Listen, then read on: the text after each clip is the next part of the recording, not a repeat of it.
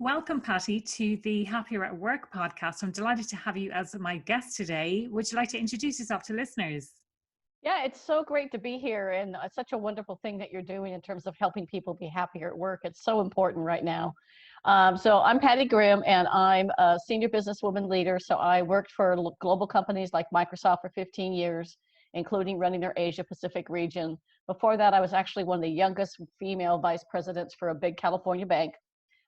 And I also have run my own business a couple of times, and I was a senior leader for Johnson & Johnson, running their global performance and leadership excellence team. So I've had quite an interesting career. I've run my own business twice. I've obviously had my career's ups and downs, and I've always been so passionate about empowering, inspiring women to be the best they could be in any endeavor they choose. And that's really my mission. That's my mission in life. That's what I've dedicated my business to. You know, I do speaking and workshops and webinars and things, but really it's about empowering women to be the best they can be, and girls, in Yes. any endeavor they choose. Yeah.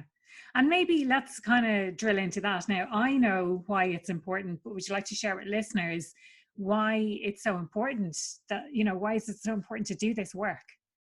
Yeah, what's interesting is there's some interesting statistics out recently that show we're at a critical crossroads for business. Now, one of the interesting reports that came out a couple of weeks ago was that McKinsey and Lean In, and I'll send that to you so you can put it maybe in the show notes if people wanted to have it to show their leaders, because we need allies and support, as we talked about before we got on air. We need ally support. We can't be doing this alone. We've been trying to do this for 100 years. But the recent McKinsey and Lean In study actually showed 1 in 4 women are considering either downsizing their career or leaving the workforce due to pressures of COVID. And the fact that the women, despite the fact we have amazing spouses or significant others in our household or people helping us, women are still taking most of the burden. And what's interesting to me is you see something on TV like a cute video of a dad on a Zoom call, like the guy with the interview, and the little kid crawls in, and then the wife crawls in and tries to pull the kid out. And people say, oh, isn't that cute? He's a great dad. The same thing happens to a woman on a Zoom meeting. Say it's a work Zoom meeting and your kid comes in the room and people think, can she handle it all? It's Yeah. so interesting. Women suffer from this double bind paradox. As men rise up organizations, they gain respect and they gain people's credibility. As women start to rise up the ranks, they tend to become more suspect. Like, how did they get there? What were they doing? I mean, so it's very, very interesting to me. And the other piece is that women are still making 64 cents to a dollar, or 64 cents to 81 cents on a dollar compared to men who still make a dollar. And the number of women in senior level positions is still in the low teens, like 8, 9, 10, not even 15% of women in senior level positions. So we're really at a crisis. And what's so interesting is the research actually shows, another report came out that said if women were paid equally, because women's pay isn't just about their pay, it's about their spending power. They have the ability for housing, food, healthcare, insurance. Any business is impacted by women's low pay parity.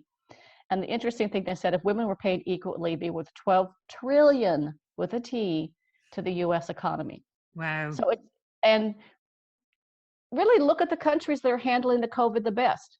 New Zealand, Germany, women are running them.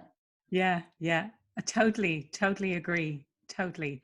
And it's interesting. Yeah. The 12 trillion, that's just in the US. Think about the global economy, and all of the other countries. And in Ireland, we are creating a law to come into effect in the next couple of years in relation to equal pay, in relation, or not equal pay, in relation to the gender pay gap. Yeah. And I think a lot of people maybe confuse it with equal pay, thinking it's women want to get paid the same as men, but it's more about the representation and gender representation at more senior levels within organizations, which if they got, if women had that earning power, they would have that spending power and be able to spend that and to kind of kickstart the economy as well. Across every business. So if you're a man business owner who runs an insurance company, a healthcare company, a shop, a restaurant, a school. If women had more money, they'd be able to spend more on those things that are sort of the additional things we have. And it's so important. And many parts of Europe, like Germany and Ireland, other places, are far ahead of the United States in what's being done. California, where I live, did pass a law to put more women on boards. And they also passed a law that says that you can no longer ask on an employment application or an interview how much you made in your last job. Okay, interesting. It's now illegal, because what the thought process behind it is that if I made, say, $30,000 a year in my last job, and the job I'm going for is paying 50, and they ask me what I made in my last job, and I say 30, they're going to probably offer me 40, and I might be happy. Yeah.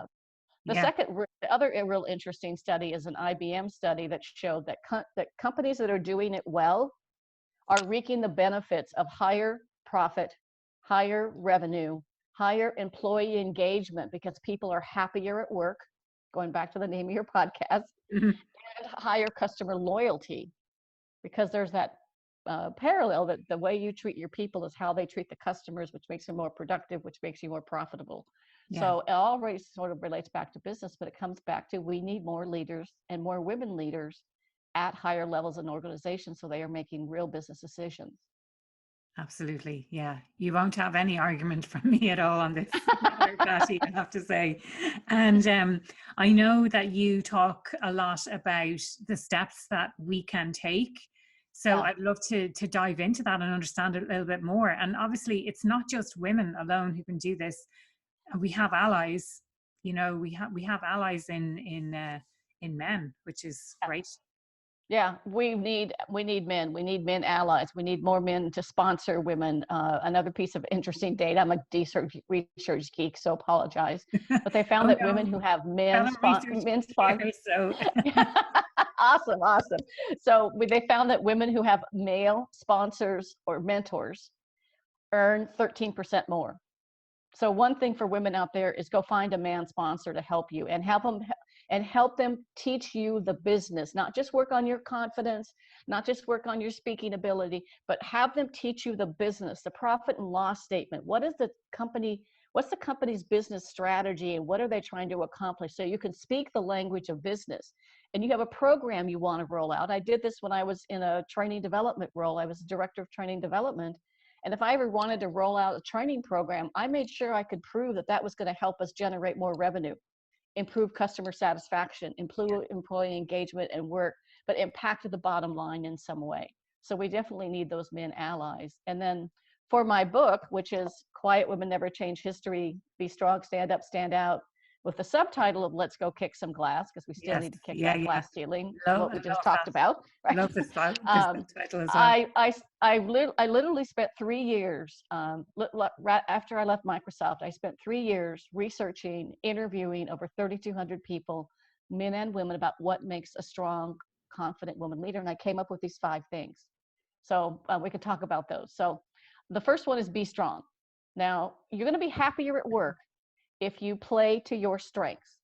Yes, you need to take your weaknesses and get them to an acceptable level, or surround yourself with people on your team who have strengths that you don't.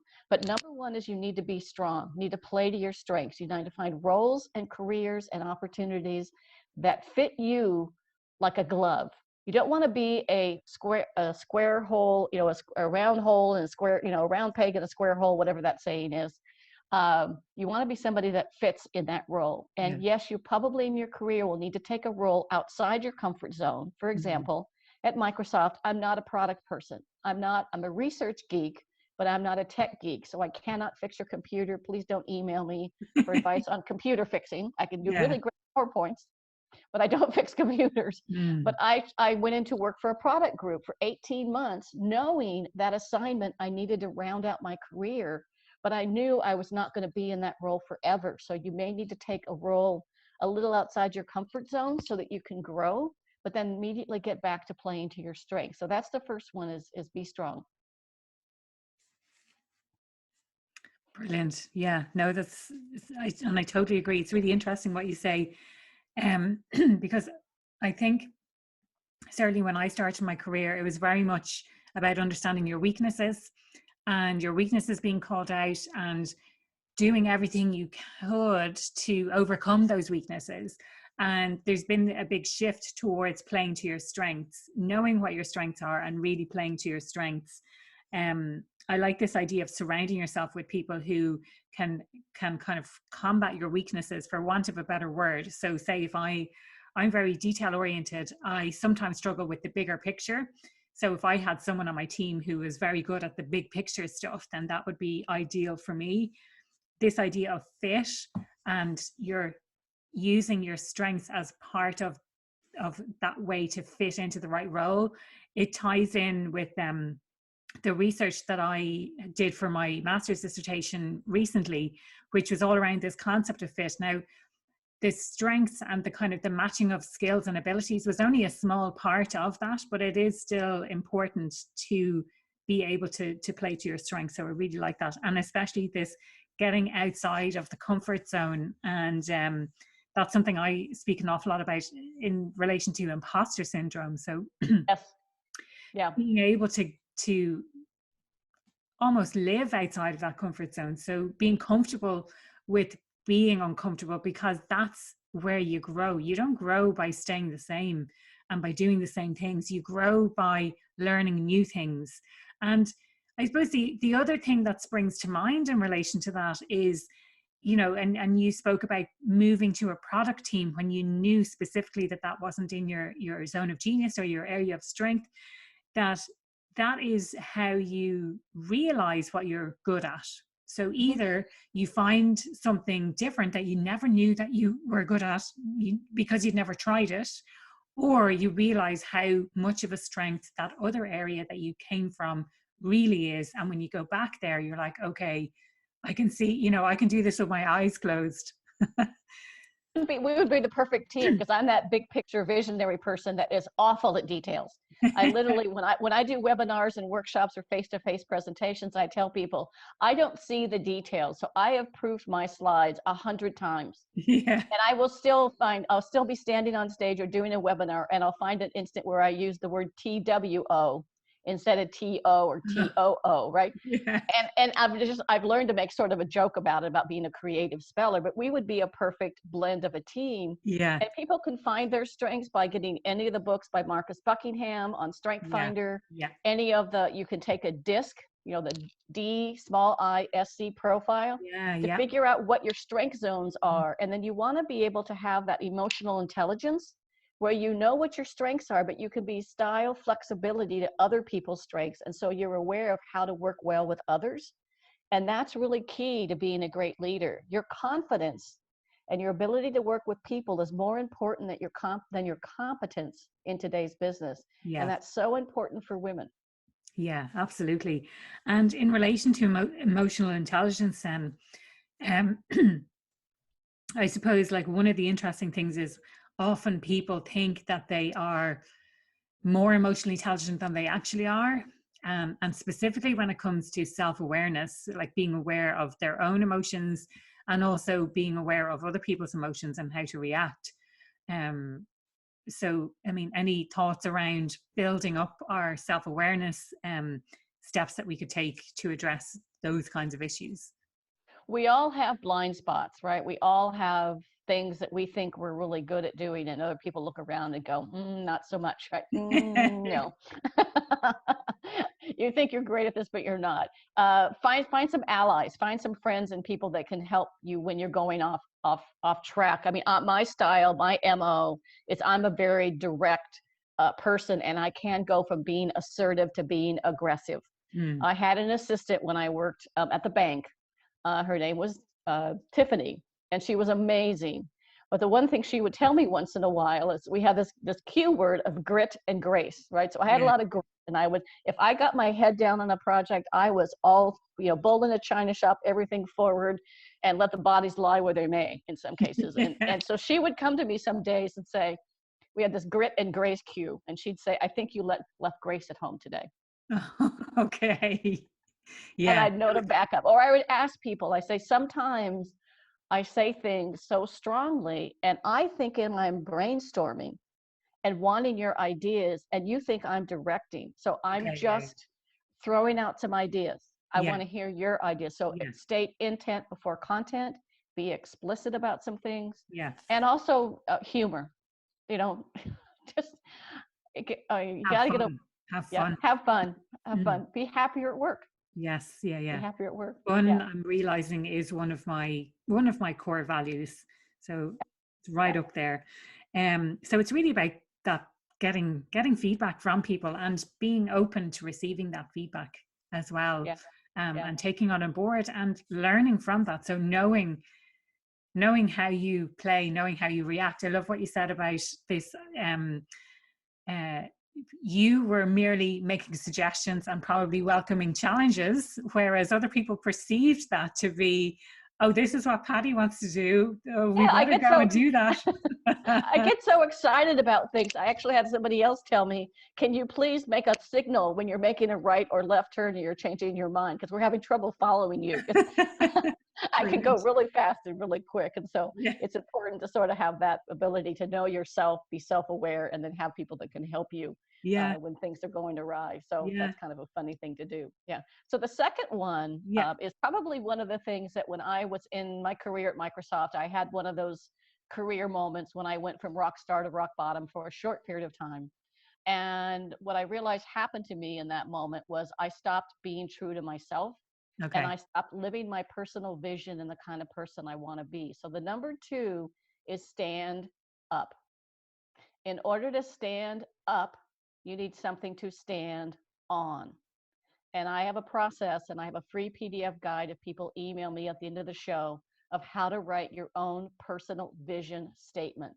Mm. The thing that got me back to rock star from rock bottom was I realized I stopped living my vision, and I was trying to live everybody else's vision for me.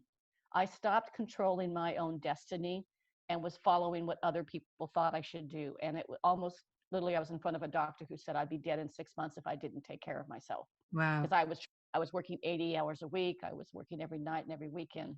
Yeah. So, but I was able to come back because I realized I had forgotten my personal vision. So people may have a vision board.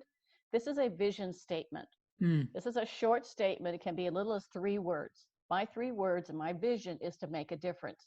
Yeah. So I can stand up for myself, and I can stand out as being someone who's true to that vision of making a difference. That's the short version. Shouldn't be more than 12 or 13 words. So the longer version is to make a difference in empowering women and girls to be the best they can be. That's the longer version of the vision. And I make career and life decisions based on my strengths and based on my vision. So I work with clients where I think they really want to make a difference, not that they're going to pay me to come in and make people happier at work by doing some nice training or some inspirational sessions, and then they go back to a toxic environment. Right? Yeah. So Yeah. I mean, I walked out on a huge contract in downtown Los Angeles with a large utility company who wanted me to come in and do management training for all their supervisors. And when I was in that presentation, when you're in front of all of these men, but you're in front of their board, making a presentation about why they should choose you, I kept asking these men, what will you do to create a culture or environment that once these people are trained, they can use these new skills? They couldn't answer the question. I asked it 5 times. Yeah. And finally, I said to them, it sounds to me like you've got some issues with the organization, and you can spend money with me or somebody else to train these managers, but it won't make a difference. Yeah. And I'm not the consultant for you. And I left the room. And Wow. they even called me later and said, we can't believe you left. And they said, were you serious? And I said, absolutely. Yeah. Yeah. If you knew that you weren't going to be making a difference, then what's the point? Yeah. It was for money, and I would not be happy. I would Yeah. not be happy. I know one of your questions is what makes you happy at work, which we'll get to that. So the process of kind of thinking about writing the vision is, imagine you want to be where you want to be in 5 years, and that you're Yeah. on your favorite show, right? Mm. When I did this, my favorite show was the Oprah show. Oh, Now yeah. it would be the Ellen show. Yeah. So imagine you're on your favorite show, and take some time, go to your favorite place, close your eyes, imagine you're on your show, and you're surrounded by your friends and family, your bosses, your coworkers, people who worked for you, and you're hearing them talk about you as a leader in that future vision state. She made a difference. She Yeah. was empowering. She was honest, integrity. She had compassion. She had passion. Whatever your words might be, respected, honest, incredible, credible. and write all those words down when you open your eyes. Write all those words down. And of course, of a couple of weeks, just fine tune those words, and then pick your favorite ones and put it together as a statement. So you could say, you know, I am a strong, confident woman leader who makes a difference, or whatever your statement might be. Or I am compassionate, caring, strategic thinker. Make a statement, and then make career and life decisions based on that vision, so you can stand up on a strong foundation, like a house. You can remodel your house all you want, but the foundation isn't strong, it's not going to stand. It's going to Yeah. crumble. It's really, I mean, what I wrote down is it's about living true to yourself. It's Yes. about knowing really who you are and making decisions to back that up. So it's Yeah. in alignment with your own core values and living authentic, you know, living Yeah. an authentic life. If I ever find myself feeling frustrated or down, or I feel like I'm going off course, I go back and ask myself, is what I'm doing helping me live my vision? Hmm. And if you're in a situation where you're in a job and you need the job at the moment, then find that vision in volunteer work, in things you do, like whether that be gardening, or you want to volunteer at the local community or the food bank. Find other ways to get that energy so you can continue to be strong. And we're going through tough times, so hopefully, knock on wood, at some point we get back to something called the new normal, Yeah, whatever that that's is. it. Yeah. Something else that I've heard recently as well is if you picture yourself, say, as an 80-year-old and you're in your rocking chair and you're looking back on your life, like what are the things that you're most proud of and what are the kind of big memories that stand out for you? Or, I mean, this is maybe a little bit more morbid, but thinking about an obituary, like what would you like people to say about you Yeah, after you've yeah. passed away, you know? I'd heard that for years about, you know, what people say at your funeral. So I changed it to being on your favorite show. I think it's a little bit more positive. It is Right? a And lot more positive. Yes, yeah, yeah, definitely. yeah, yeah, yeah. So number three kind of relates to your thing about imposter syndrome, is all about standing out. Yeah. So be valuable. That means whatever you've decided is your vision and your strengths, it's become a master in your craft, right? I've been doing speaking and presenting and training workshops for 25, probably 30 years. And yet I still watch TED Talks. I still watch other people do webinars, so I can pick up some techniques or some tools or some things, or even adopting my face-to-face presentations, webinars, and workshops to being in on Zoom or on video now. I had to adapt some things, so I had to learn some new things. So be valuable in what you do. So it's about being valuable, being visible, and being vocal.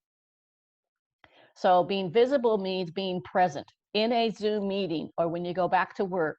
Take a seat at the table, right? Take a seat at the table, because people at the table, according to research, get their ideas heard, while people who sit in the bleachers or on the side of the conference rooms don't get heard. In Zoom meetings, show up. You only have to dress from the waist up. So show up, turn your camera on, make sure your image is equal size to other people. Before we got on the call, I was moving my camera around, so we were sort of equal height. I wasn't like this big and I wasn't like this small. Yeah. Because when you do this, that's when the confidence and imposter syndrome comes in. You're making yourself look small and people Yeah. see you as small. Yeah. And as I said, confidence is more important than competence. Yes. And then be vocal, speak up. Before a meeting, especially if you're an introvert, ask for the agenda so you can prepare. So you can come up with some points you want to bring up and raise your hand and have a point of view or comment. If you hear other people in the room say something, add something to their ideas, even in the Zoom call, right? So be able to contribute so that you're more valuable, you're more visible, and you're more vocal. Keep an accomplishment list.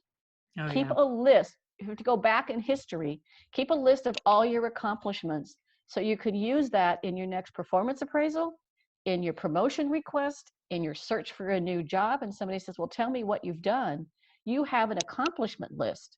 Plus, if you ever have a bad day, I mean, go back and look at the emails people sent you. I really, all the comments I get from my presentations, I keep those, because if I'm having a bad day, I can go back and look at them and go, well, I guess I'm okay. Yeah. I'm Yeah. not perfect, but I guess I'm okay. Yeah. No, And women, it really helps having that, a list of your accomplishments that you can refer back to, or nice emails, or feedback nice from emails, clients or colleagues. Yeah. all of it, all of it. And then, once a week, maybe write it down at the end of the week, what you accomplished this week. Yeah. And women, please give up perfectionism. Yeah. Move from perfectionism for Harder, striving in they're excellence. easier said than done. It's hard, I think. Well, here's the definition of perfectionism that blew my mind. So perfection is a personality trait with overly unrealistic high expectations combined with being overly self-critical and caring too much about what people think. So you could go Google any celebrity and put in their name and put in imposter syndrome or confidence, and you're going to come up with a whole list of people that you think are famous and perfect, that have as many flaws as you and I do, and learn to celebrate those flaws. And something, if you do a presentation that goes well, learn to say thank you. Yeah. Not, oh, I should have done this and I could have done this, because now you've just degraded what you just did. Yeah. Yeah. Yeah. If it didn't go well, kind of go, well, oh, well, I'll do better next time. Or ask yourself, what could I do next time to create a better result? Yeah. And that's certainly something that I previously would have been guilty of, where other people say, oh, wow, that was amazing.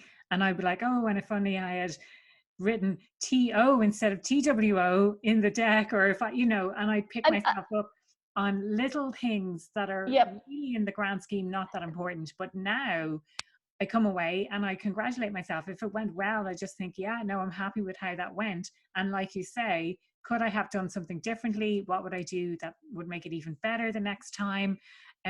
So I've definitely learned how to do that in the last couple of years. Another thing that I wanted to get your thoughts on is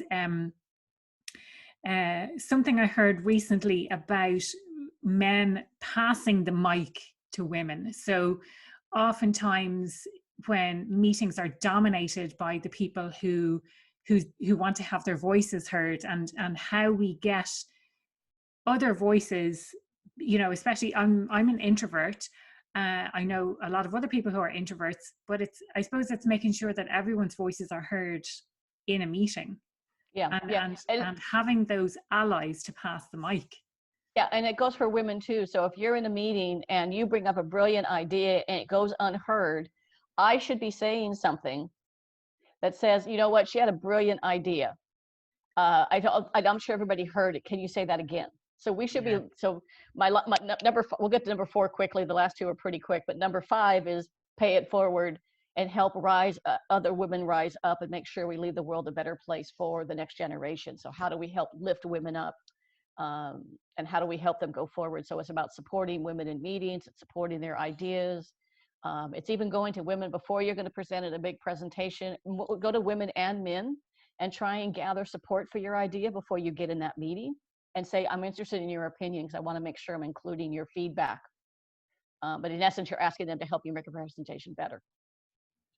Okay. Yeah. Yeah. No, I love So that. so number 4 is put yourself number 1 on your things to do list. Oh, Not yeah. number 10, not when I went through the crash and burn, I was not even on the list. I wasn't even in the top 100. You have to eat, pray, love, take care of yourself.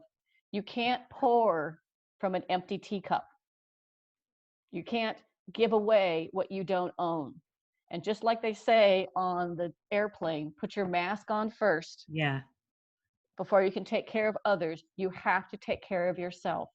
So yes, I think there's going to be a new word for 2020 called zoomed out.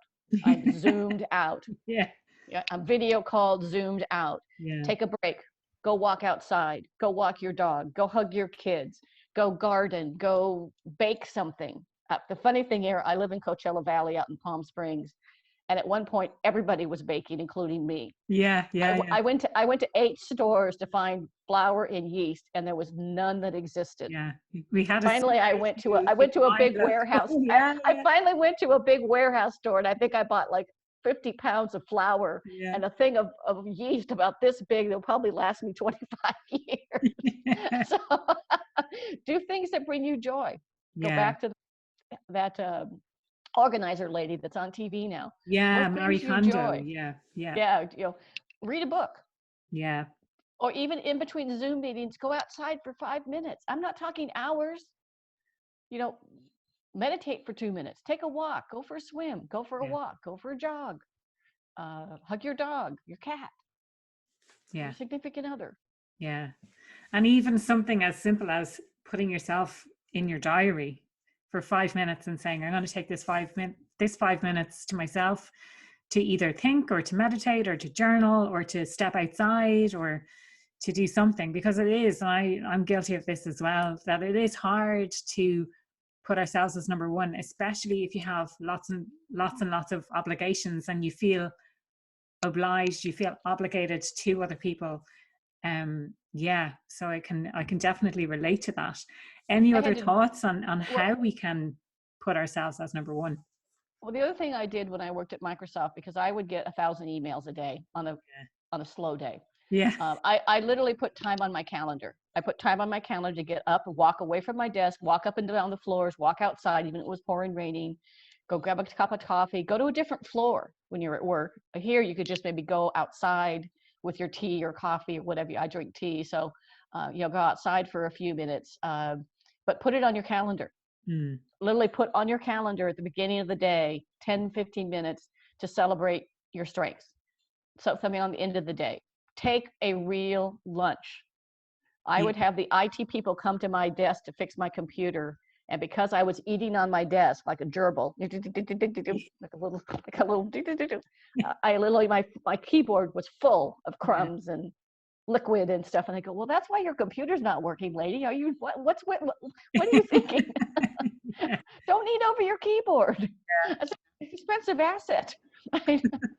So get away, walk away, go outside. Yeah, Um, so just do step something away. that, but put it on your calendar. Yeah, Otherwise, it won't happen. yeah, yeah. And I If think, somebody wants to have a Zoom call with you, say instead of 10 o'clock, can we talk at 10:15? yeah, So you're not back to back to back to back to back. yeah, yeah, yeah. It's tough. It's tough, definitely. Another thing I wanted to highlight as well is, like, a lot of my friends, I'll say, you can do a meditation. There's lots of apps out there. There's lots of free apps as well.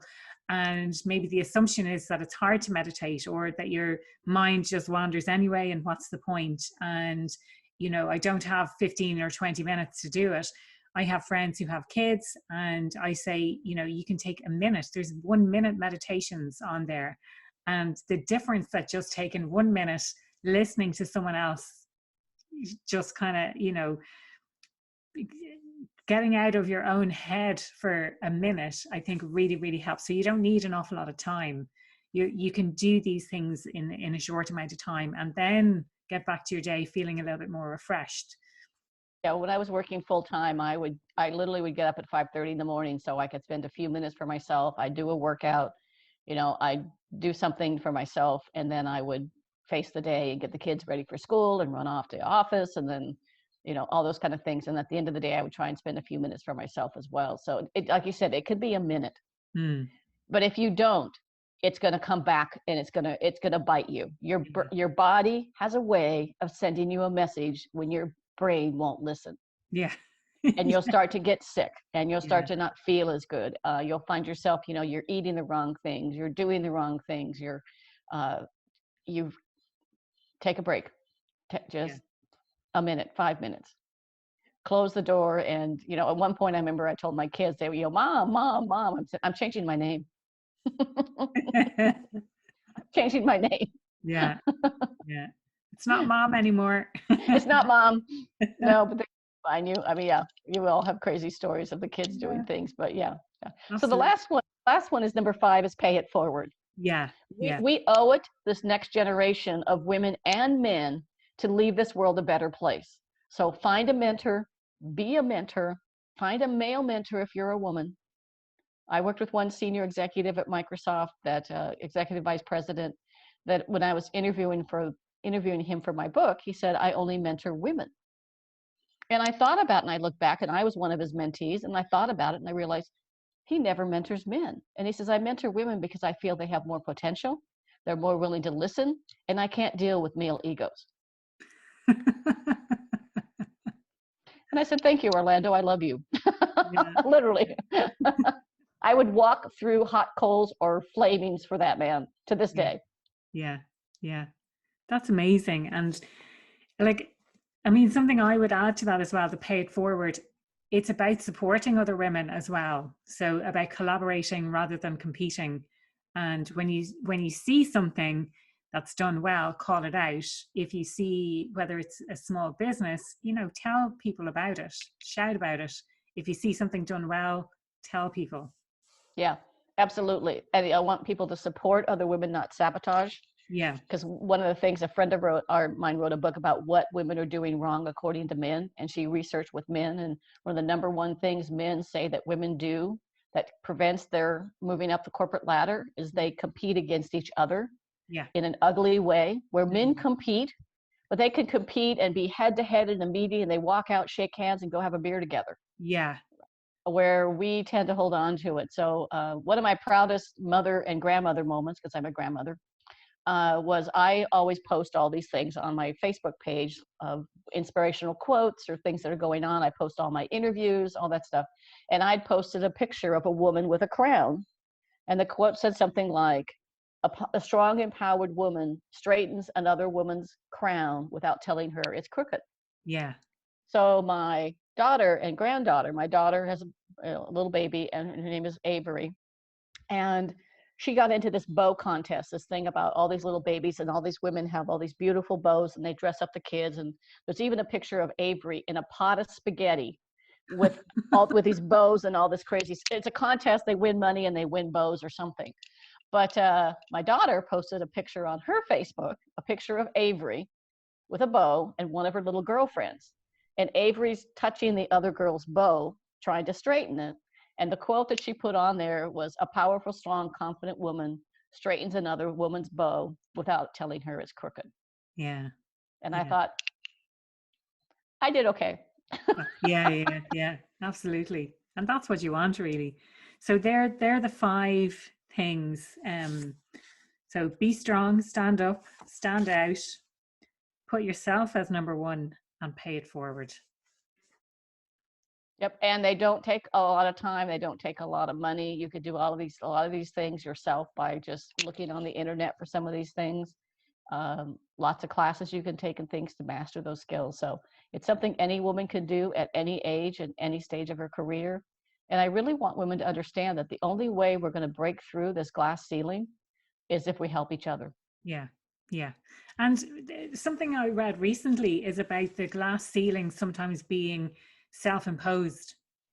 That we think that there's a glass ceiling there when actually there's not, and we can quite easily break through it. And I love this 5 steps. Well, and it gets to the imposter syndrome. It gets back to the fact that women, research again shows, women sees a job or a new career or promotion with 10 characteristics. She has 8 of them, maybe even 9. Yeah. And says, I don't think I'm ready. Yeah. The man has 3 of those characteristics, applies and gets the bloody job. Yeah. You have to go, sometimes you have to I mean, I took a job for Microsoft where people thought I was crazy because I went from living in Washington to taking a job running a customer partner experience team in Asia. So I lived in Singapore for 3 years and ran an Asia Pacific team from China to Australia, every part of the Southeast Asia or Asia you can imagine. And I'm leaving my own country for the first time. I mean, I always worked in global roles, but I'd never lived in another country full time. Yeah. I was uprooting my husband, who had to quit his job and be the trailing spouse because he couldn't get work permits in Singapore, which was fine because he cooked and played golf and all those kind of things while I worked. Yeah. Traveled with me sometimes, but not always. And so it was that thing where I was thinking, first day I walked in the corporate headquarters of the new office, and I'm thinking, am I ready for this? I had that moment of self-doubt, that imposter syndrome. And I said, they hired me for a reason. And my boss said, we hired you for a reason. Yeah. And we want you to be you. Yeah. And they knew. Don't try and be somebody else. Yeah. That's bringing your whole self to work. Yeah. Brilliant. Pattie, is there anything else that you'd like to share on the podcast today in relation to empowering women, or any of the other really important topics that you speak about? I think the number one thing is I want women to be bold, be brave, and be brilliant. Yeah. And I want men to support us. I want them to sponsor us, be allies, wake up to this research. The one thing I would encourage, since we'll put the links in or the information in the show notes, Absolutely. Yeah. is if you're a woman that's working in a corporation, take these research studies, share them with your leadership team, share them with your managers, and say, what are we doing to put things in place? A lot of companies are doing things like putting in these employee resource groups for women or Yeah. people of color or gay, or people that are LGD, LBGTQ. I won't get it right, and I don't want to offend LGBTQ people. plus. Yeah, I'll just say Yeah. LGBT plus. Yeah. Whatever it happens to be, Asian workforces, women with children, women without children workforce. They're putting together all these nice resource groups, and they're giving them a few dollars to do some things like some lunches and stuff, but it's not part of the business strategy, and that's what's missing. It's not Okay. a core part of the business strategy, and it needs to be there. Yeah. So relate the strategy around people and inclusion back up to the overall business strategy. Yeah. Yeah. And my definition of diversity, equity, inclusion is diversity is being invited to the meeting. Equity is being given a seat at the table. Yeah. Inclusion is being given a voice at the table. Yeah. Yeah.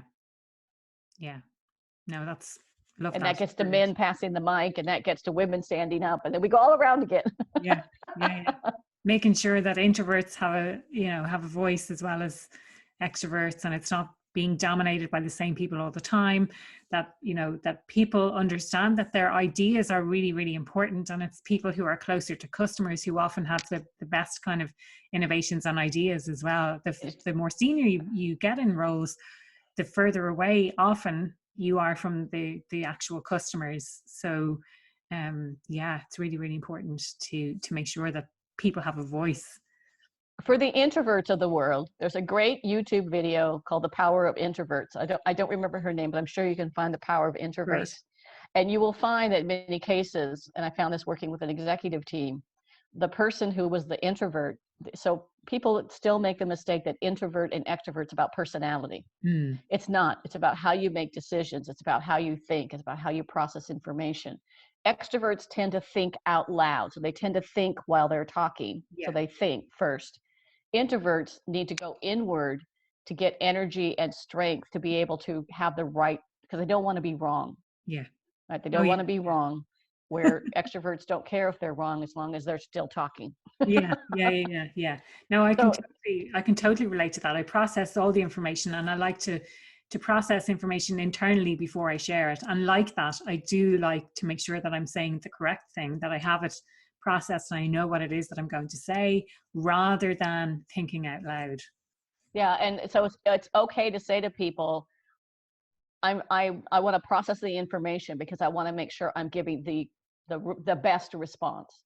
I don't want to respond halfway, because we could go forever into personal styles and instruments and things, but it's really about making sure that you're accurate and right, because that's what's important to you. Where for us, for extroverts, what's being important is just being seen.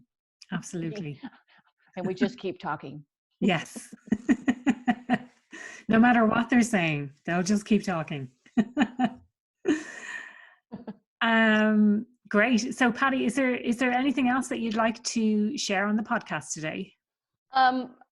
I really want people to really take this seriously. This women's crisis is serious. It is a crisis. Yeah. We could be losing 1 in 4 talented women out of the workforce. We need to create programs to welcome them back. Not only women, but a lot of men have to take time off to care for an elderly parent. We should have a returnship in companies, not an internship, a returnship. So say I take 6 months or a year off to take care of my father, who when I did this, he actually had dementia. He's since passed away. There needs to be a way for me to come back into the work environment in a safe environment for like 60 to 90 days, a returnship, and then I get back right on track on my career or even higher. So that's another thing for companies and things to think about, is returnships, not internships, returnships. I'm going to write a LinkedIn article on this. Yeah, given what brilliant. We're just seeing with this research. So yeah, and so then, tag. Feel free to tag me in that, and I will. I'll share it with my network as well. Something I'm very interested in, and it does tend to be women who take that time out to care for elderly parents and sick parents. And I know certainly in Ireland, there are those types of programs are starting to come into in existence. But maybe it's not the same in the US yet. Yeah, yeah. I haven't seen many of them. It might be one or two really sort of leading edge companies that are out there sort of doing these things, but I haven't seen a lot of it. It's just something to think about. Yeah, Yeah. definitely. So are you in Ireland or are you in the US? I forgot to ask that when we were starting. I'm in Ireland. Wow. Yeah. So what time of day is it for you? It is 10 o'clock at night? It's 10 to 8 at night. Oh, okay. That's not too bad. bad. I don't feel too guilty. California, it's only an 8-hour time difference, so absolutely fine. Yeah. So people can find me at my email. They want to email me. It's pattiegrimm@live.com. It's PATTIEGRIMM@LAVE.com. If they email me, I'll send them the PDF guide of how to write your personal vision. Normally my book is $18.95 on Amazon, and I have a special offer for podcast people, for podcast listeners, that you can get the book for $10. Oh, wow. And I'll give you a link. You can either email me or I'll give you the link now, which is www.womenkickinglass.com/book. So womenkickinglass.com/book. And I'll send you and that will give you direct access to this link. Now, with that comes $200 in free bonuses. If your listeners are in the US, shipping and handling is free.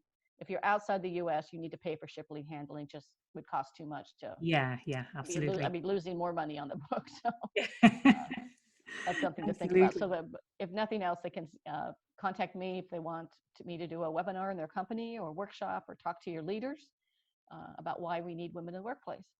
Brilliant. Love that. And Pattie, what makes you happier at work? What makes me happy at work is doing exactly what we're doing right now. It's educating people and empowering women and girls with the best they can be in any endeavor they choose. It's having one person send me an email, or one person after I do a presentation saying, wow, I learned so much and that really helped me. Yeah.